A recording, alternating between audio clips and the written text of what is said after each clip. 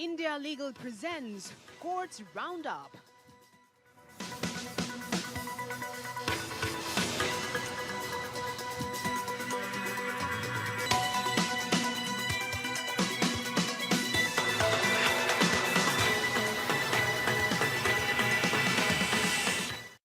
Doctor ortho Ayurvedic oil and capsule, अब दर्द भी घुटने टेकेगा।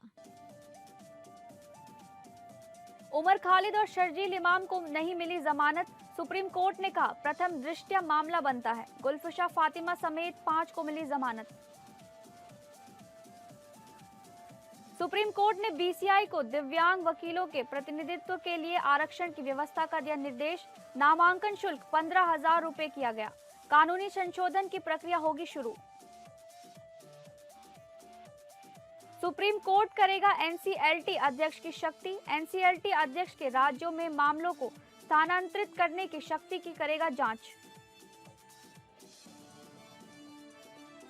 आईआरसीटीसी मामले में दिल्ली हाई कोर्ट का सीबीआई को नोटिस। लालू यादव ने ट्रायल कोर्ट के आरोप तय करने के आदेश को दी है चुनौती।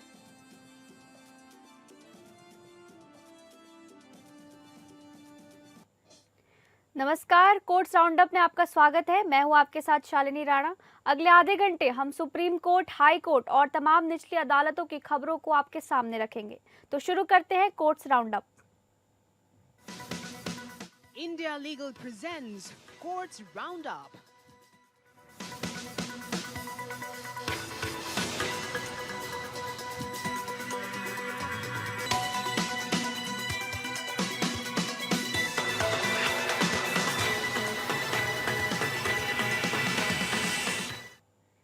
उमर खालिद और शर्जील इमाम को दिल्ली दंगों के बड़े षड्यंत्र मामले में जमानत नहीं मिली है। सुप्रीम कोर्ट ने कहा कि उनके खिलाफ प्रथम दृष्टया मामला है और उन्हें जमानत देने का कोई आधार नहीं है। हालांकि कोर्ट ने गुलफशा फातिमा, मीरा हैदर, शिफाउर रहमान, मोहम्मद सलीम खान और शादाब अहमद को जमानत दे दी है। उमर खालिद और शर्जील इमाम को गवाहों के बयान दर्ज होने या 1 साल बाद जमानत याचिका फिर से दायर करने की अनुमति दी गई है।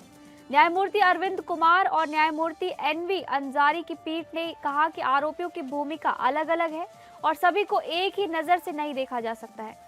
कोर्ट ने कहा कि उमर खालिद और शर्जील इमाम की भूमिका अन्य आरोपियों से अलग है और उनकी जमानत याचिका पर विचार करने के लिए अभी समय नहीं आया है। उमर खालिद और शर्जील इमाम को जमानत देने से इनकार करते हुए कोर्ट ने कहा कि रिकॉर्ड पर मौजूद सामग्री से उनके खिलाफ यूएपीए के तहत प्रथम दृष्टया मामला बनता है। अभियोजन के द्वारा दिए गए साक्ष्य के मुताबिक प्रथम दृष्टया दंगे में दोनों की महत्वपूर्ण भूमिका रही है और वे योजना, मोबिलाइजेशन तथा रणनीतिक दिशा निर्देश के स्तर पर शामिल थे। कोर्ट ने उमर और शर्जील की जमानत याचिका खारिज करते हुए कहा कि आतंकी कृत्यों से संबंधित यूएपीए की धारा 15 को केवल प्रत्यक्ष हिंसा तक सीमित करके नहीं देखा जा सकता। न्यायालय ने कहा कि मुकदमे में देरी न्यायिक जांच के लिए एक प्रेरक के रूप में काम कर सकती है। यहां तक कि यूएपीए के तहत अपराधों से जुड़े मामलों में भी कोर्ट ने कहा कि अवैध गतिविधि रोकथाम अधिनियम के तहत मामलों में मुकदमे की देरी स्वतः जमानत देने का आधार नहीं है। हालांकि कोर्ट ने यह भी कहा कि यूएपीए की धारा 43D अपराध 5 क्लॉज के तहत न्यायिक जांच से पूरी तरह से इनकार नहीं किया जा सकता है। कोर्ट ने कहा कि जमानत के चरण पर आरोपियों के बचाव की जांच नहीं की जा सकती है।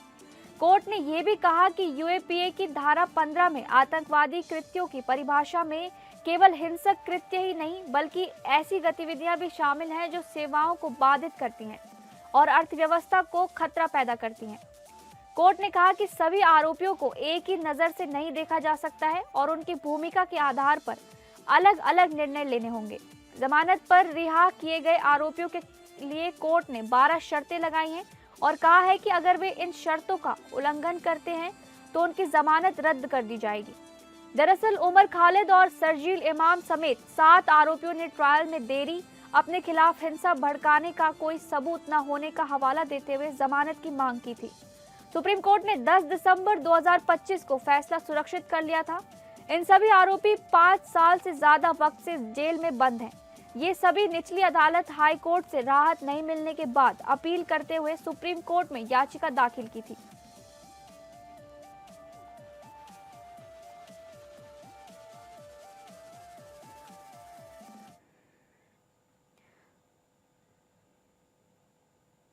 सुप्रीम कोर्ट ने बार काउंसिल ऑफ इंडिया यानी कि बीसीआई से कहा है कि दिव्यांग वकीलों के प्रतिनिधित्व को सुनिश्चित करने के लिए कदम उठाएं। प्रधान न्यायाधीश जस्टिस सूर्यकांत और जस्टिस जॉय माल्या बागची की पीठ ने कहा कि बीसीआई को भविष्य में दिव्यांग वकीलों के लिए आरक्षण की व्यवस्था करने के लिए कानूनी संशोधन करने की प्रक्रिया शुरू करनी चाहिए। कोर्ट ने कहा कि वर्तमान में विभिन्न राज्यों में बार काउंसिल चुनाव की प्रक्रिया चल रही है, इसलिए इस स्तर पर दिव्यांग वकीलों के लिए आरक्षण का निर्देश देना उचित नहीं होगा। हालांकि कोर्ट ने बीसीआई से कहा कि वे दिव्यांग वकीलों के प्रतिनिधित्व को बढ़ाने के लिए कुछ कदम उठा सकते हैं।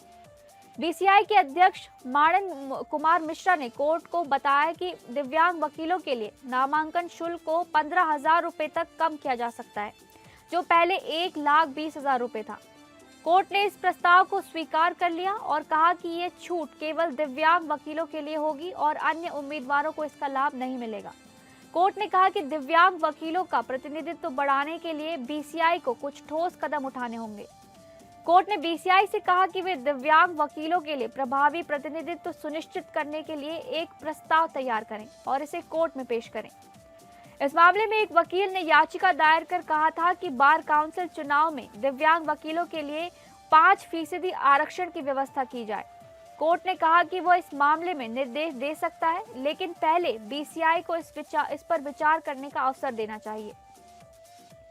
बीसीआई के अध्यक्ष ने कहा कि वर्तमान में बार काउंसिल में दिव्यांग वकीलों के लिए आरक्षण की व्यवस्था नहीं है, लेकिन वे दिव्यांग वकीलों के प्रतिनिधित्व को बढ़ाने के लिए कुछ कदम उठा सकते हैं। कोर्ट ने कहा कि एक अच्छी पहल होगी और बीसीआई को इस पर गंभीरता से विचार करना चाहिए।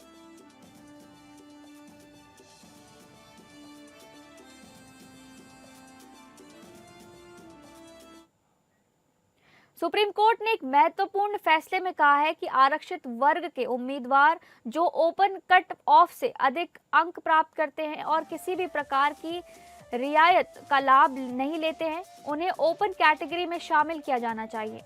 ये फैसला राजस्थान हाई कोर्ट के एक आदेश को चुनौती देने वाली याचिका पर सुनवाई करते हुए दिया गया। दरअसल राजस्थान हाई कोर्ट ने अपने एक फैसले में कहा था कि शॉर्टलिस्टिंग की प्रक्रिया में आरक्षित वर्ग के उम्मीदवारों को उनकी श्रेणी के अनुसार अलग से शॉर्टलिस्ट किया जा सकता है, लेकिन मेरिट के आधार पर ओपन कैटेगरी की सूची पहले तैयार की जाएगी। इस सूची में आरक्षित वर्ग के उम्मीदवार जो ओपन कट ऑफ से अधिक अंक प्राप्त करते हैं, उन्हें ओपन कैटेगरी में शामिल किया जाएगा। सुप्रीम कोर्ट ने इस फैसले को सही ठहराते हुए कहा कि ओपन कैटेगरी का अर्थ है ऐसी सीटें जो सभी के लिए खुली हों और किसी भी जाति या वर्ग के लिए आरक्षित न हो। कोर्ट ने यह भी कहा कि यदि आरक्षित वर्ग का उम्मीदवार अगले चयन स्तर पर भी समान मेरिट बनाए रखता है तो उसे ओपन कैटेगरी का उम्मीदवार ही माना जाएगा। ये मामला राजस्थान हाई कोर्ट में जूनियर जुडिशियल असिस्टेंट और क्लर्क ग्रेड 2 के पदों पर भर्ती से जुड़ा था। भर्ती प्रक्रिया में 300 अंकों की लिखित परीक्षा और 100 अंकों का टाइपिंग टेस्ट शामिल था। नियमों के अनुसार प्रत्येक श्रेणी में रिक्तियों के 5 गुना अभ्यर्थियों को लिखित परीक्षा के आधार पर टाइपिंग टेस्ट के लिए शॉर्टलिस्ट किया जाना था।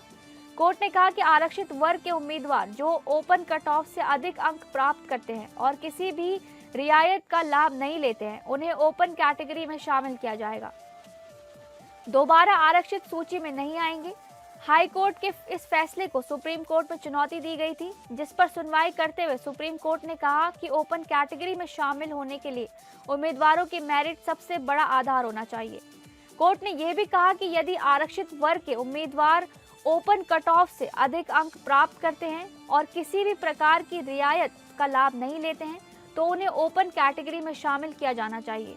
इस फैसले से आरक्षित वर्ग के उम्मीदवारों को बड़ी राहत मिली है, जो ओपन कट ऑफ से अधिक अंक प्राप्त करने के बावजूद अपनी श्रेणी के कारण शॉर्टलिस्टिंग से बाहर हो जाते थे। सुप्रीम कोर्ट के इस फैसले से अब ऐसे उम्मीदवारों को ओपन कैटेगरी में शामिल किया जा सकेगा जो मेरिट के आधार पर इसके हकदार हैं।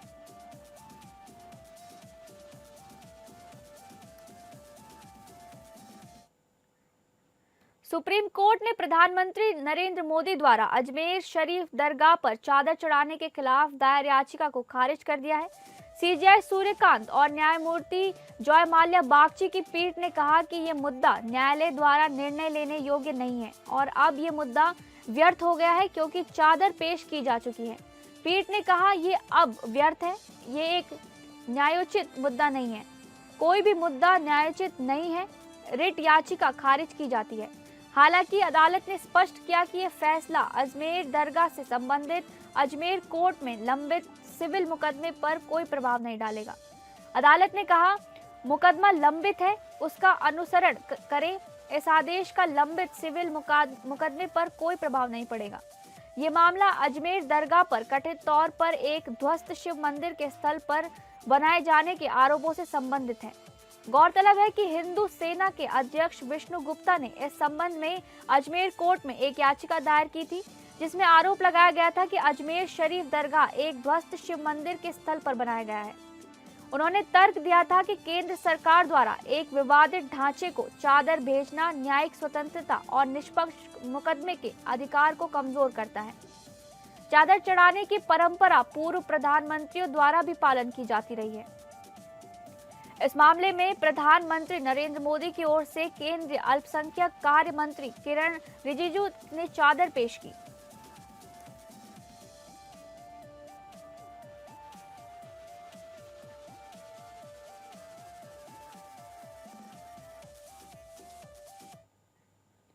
सुप्रीम कोर्ट ने एक महत्वपूर्ण मामले में विचार करने का निर्णय लिया है।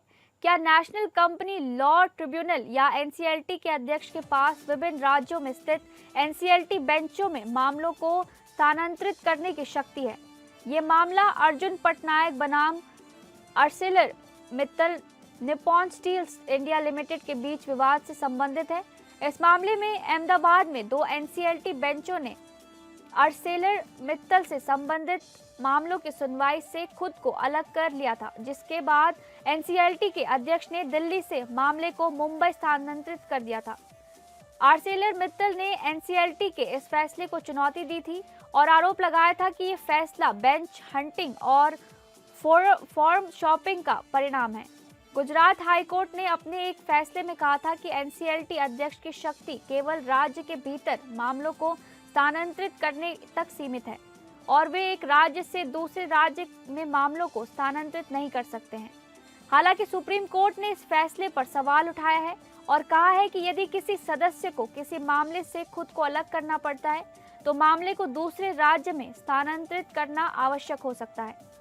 सुप्रीम कोर्ट ने कहा कि वह इस मामले में एनसीएलटी अध्यक्ष की शक्तियों की जांच करेगा और ये तय करेगा कि क्या वे विभिन्न राज्यों में स्थित एनसीएलटी बेंचों में मामलों को स्थानांतरित कर सकते हैं। इस मामले की सुनवाई अब 23 फरवरी 2026 को होगी। इस मामले में सुप्रीम कोर्ट ने यह भी कहा कि न्यायिक अधिकारियों को धमकी या दबाव के कारण खुद को अलग नहीं करना चाहिए। कोर्ट ने कहा कि न्यायिक अधिकतमता को कमजोरी के रूप में नहीं देखा जाना चाहिए और अदालतें और ट्रिब्यूनल ऐसे मामलों में कार्रवाई करने के लिए शक्तिहीन नहीं है। अब देखना यह है कि सुप्रीम कोर्ट इस मामले में क्या फैसला लेता है और ये एनसीएलटी अध्यक्ष की शक्तियों को परिभाषित करने में मदद करेगा।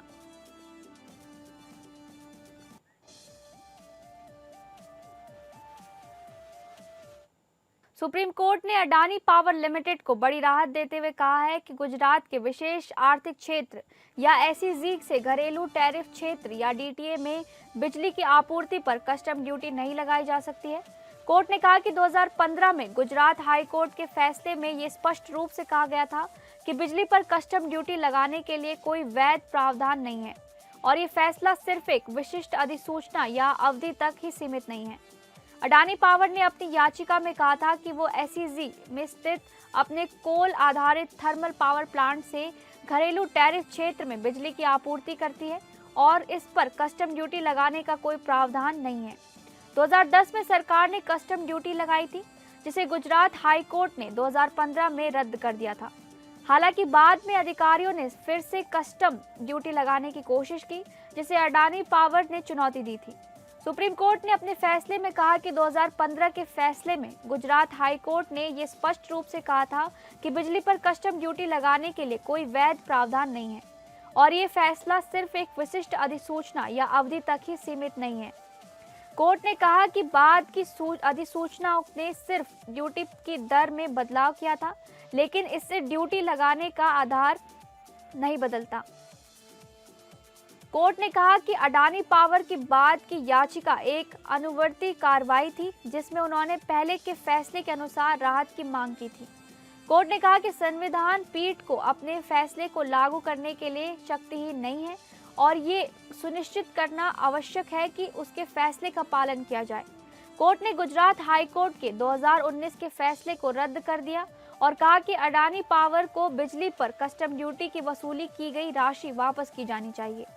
कोर्ट ने कहा कि ये राशि 8 सप्ताह के भीतर अडानी पावर को वापस की जानी चाहिए। इस फैसले से अडानी पावर को बड़ी राहत मिली है और ये फैसला उन कंपनियों के लिए भी महत्वपूर्ण है जो एसईजी में स्थित हैं और डीटीए में भी बिजली की आपूर्ति करती हैं।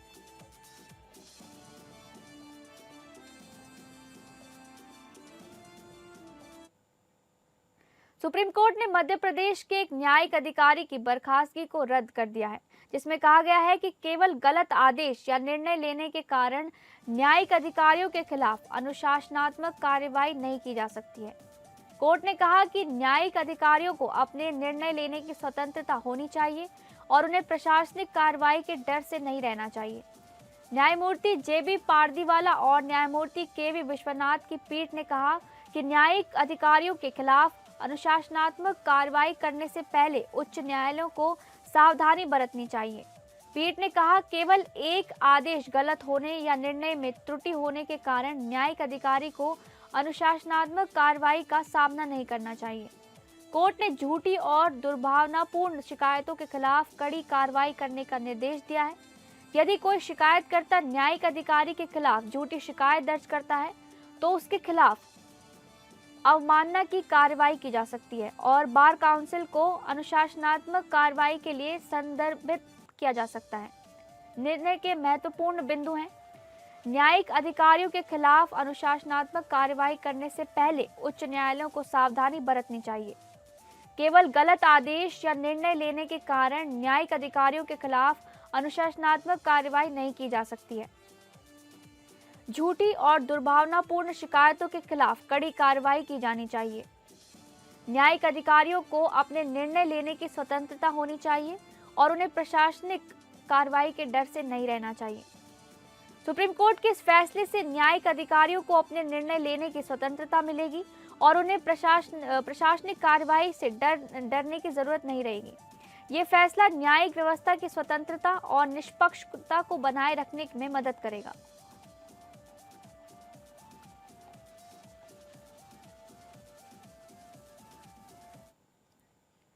दिल्ली हाई कोर्ट ने आईआरसीटीसी घोटाले मामले में लालू प्रसाद यादव की याचिका पर सीबीआई से जवाब मांगा है। लालू प्रसाद यादव ने ट्रायल कोर्ट के उस आदेश को चुनौती दी है जिसमें उनके और उनके परिवार के सदस्यों के खिलाफ आरोप तय किए गए थे। न्यायमूर्ति स्वर्णकांता शर्मा की पीठ ने सीबीआई को नोटिस जारी करते हुए कहा कि वो 14 जनवरी को इस मामले में सुनवाई करेगा। लालू प्रसाद यादव के वकीलों ने कोर्ट से ट्रायल कोर्ट की कार्रवाई पर रोक लगाने की मांग की, लेकिन कोर्ट ने अभी इस पर कोई फैसला नहीं सुनाया है।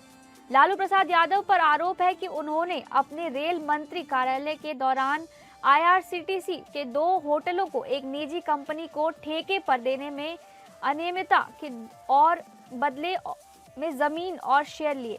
सीबीआई ने आरोप लगाया कि लालू प्रसाद यादव और उनके परिवार ने इस सौदे में घोटाला किया और सरकारी खजाने को नुकसान पहुंचाया। ट्रायल कोर्ट ने अपने आदेश में कहा था कि लालू प्रसाद यादव के कार्यालय में टेंडर प्रक्रिया में बदलाव किया गया और जमीन की कीमत कम दिखाई गई। कोर्ट ने कहा कि ये एक प्रथम दृष्टया धोखाधड़ी का मामला है और आरोपियों को इस स्तर पर बरी नहीं किया जा सकता है। दरअसल 13 अक्टूबर को दिल्ली की राउज एवेन्यू कोर्ट ने आईआरसीटीसी घोटाले मामले में लालू यादव, राबड़ी देवी और तेजस्वी यादव के खिलाफ आरोप तय कर दिया था। कोर्ट ने इस मामले में आईपीसी बीएनएस की धारा 428, 120 बी और भ्रष्टाचार निरोधक कानून की धारा 13 क्लॉज 2 के तहत आरोप तय करने का आदेश दिया था। अब इसके खिलाफ दिल्ली हाई कोर्ट में अपील दाखिल की गई है। अब इस मामले में अगली सुनवाई 14 जनवरी को होगी, जिसमें सीबीआई को अपना जवाब दाखिल करना होगा।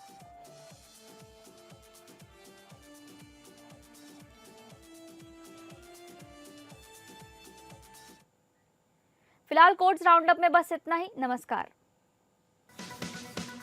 India Legal presents Courts Roundup.